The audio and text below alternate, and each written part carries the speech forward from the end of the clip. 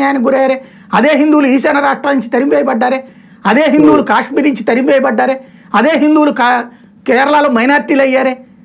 మరి అక్కడ ఎవడు మాట్లాడాడు, ఎందుకు మాట్లాడలేదు? వీళ్ళ ప్రభుత్వాలు అధికారంలో ఉన్నాయి కదా అక్కడ.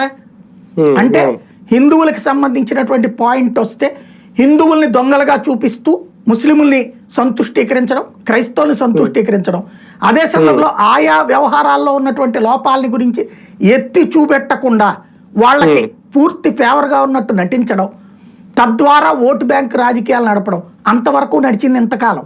ఇప్పుడు రివర్స్ అయిపోయింది.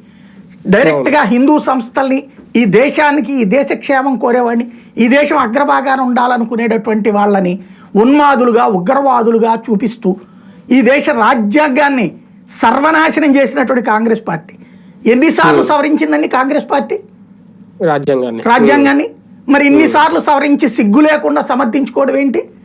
ఇన్నిసార్లు రాజ్యాంగాన్ని శాంతం ఎబేయన్స్ లో పెట్టిందే, ఎమర్జెన్సీ పెట్టిందే, రాజ్యాంగ హక్కుల్ని కాలరాచి ప్రతిపక్షం అనేవాడిని అలా జైల్లో పెట్టిందే, మీడియా వార్తలు కలెక్టర్లు చూసి ధృవీకరించిన తర్వాత కానీ వార్తలు వేయడానికి వీల్లేదని చెప్పి నిషేధించిందే, భావ ప్రకటన స్వాతంత్ర హక్కుని సర్వనాశనం చేసిందే, వాక్ స్వాతంత్ర హక్కుని కాలరాసిందే, ఎమర్జెన్సీ పెట్టిందే, భారత రాజ్యాంగం రాసిన అంబేద్కర్ని ఓడగొట్టిందే.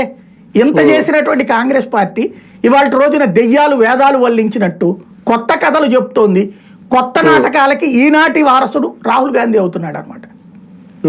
ఒక రకంగా అంటే ఆయన అన్న మాటే హిందువుల గురించో లేదంటే అంటే హిందువులకి స్వాతంత్రం వచ్చిందనే మాట బేస్ చేసుకుని ఎస్సీలు